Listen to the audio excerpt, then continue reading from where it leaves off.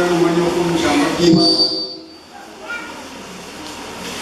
Umuntu agomba kumva ijambo ry'Imana aratekereza, akabwira mugenzi we akamumenyesha hakiri kare ntusakurize, kuko ngoma ndabe ko hari icyo ndotahana.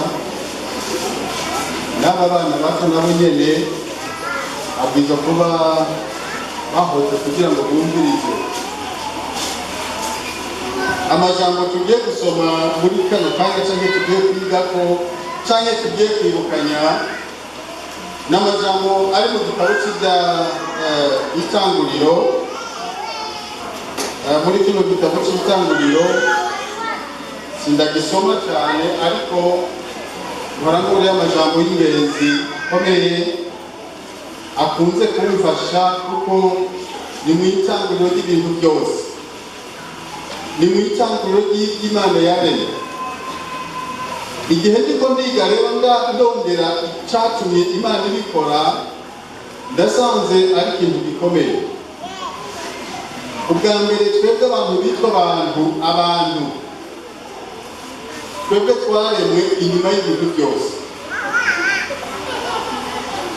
Amafi, inkoko, sinzi nk'umuntu bw'ubunyegeri n'ubundi, ariko ndizera ikintu cyose cyaremwe ku isi tubonesha amaso twebwe abana b'abantu bibikwana mu kugwa, biratubuka.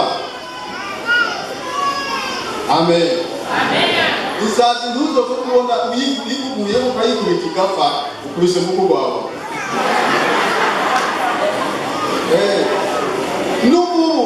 Ubu bahagiye kukurondera ko rasiyo n'agasibo.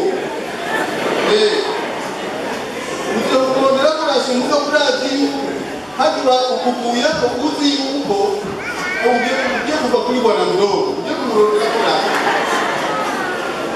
Amafi n'ibindi byose dukoresha nibigwana kuko Imana yaremye imbere ya byose. Umwana w'umuntu yagiye kuremwa inyuma ya byose, kandi hariho amasinye Imana yakiyisinya, iravuga ati ibintu byose ni byiza.